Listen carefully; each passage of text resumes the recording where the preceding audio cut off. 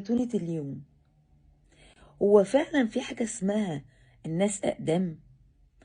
يعني تقول لك يا اختي دي أدمها فقر عليه، أو العكس ده أدمه فقر عليها، أو عتبة البيت ده مش حلو أدمها فقر، أو الشغل ده وحش وحش عليا. فعلا الكلام ده حقيقي.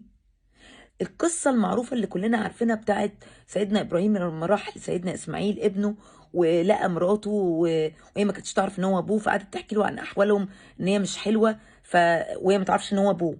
فمشي وهو ماشي قال لها قولي لاسماعيل يغير عتبه البيت. انا سمعت القصه دي بشكل تاني خالص من شيخ، ان هو قال لها كده عشان هي حكت عن احوالهم لراجل هي ما تعرفوش، مش عشان هي ادمها وحش، والله اعلم. بس فعلا الكلام ده حقيقي. الادم وادم وحش وادمها وحش.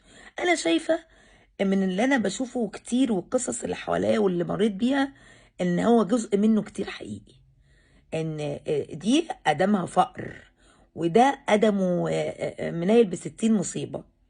المصيبه السوداء بقى ان في ناس ما بتاخدش بالها من ده غير بعد فوات الاوان، لان هي بتبقى معميه من حبهم في اللي قدامهم، متعلقين بيهم جدا، فمش شايفين ان هو ادمهم فقر.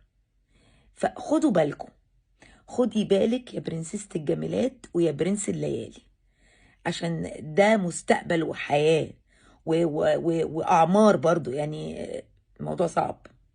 فخدوا بالكم، اسمعوا مني. السلام عليكم.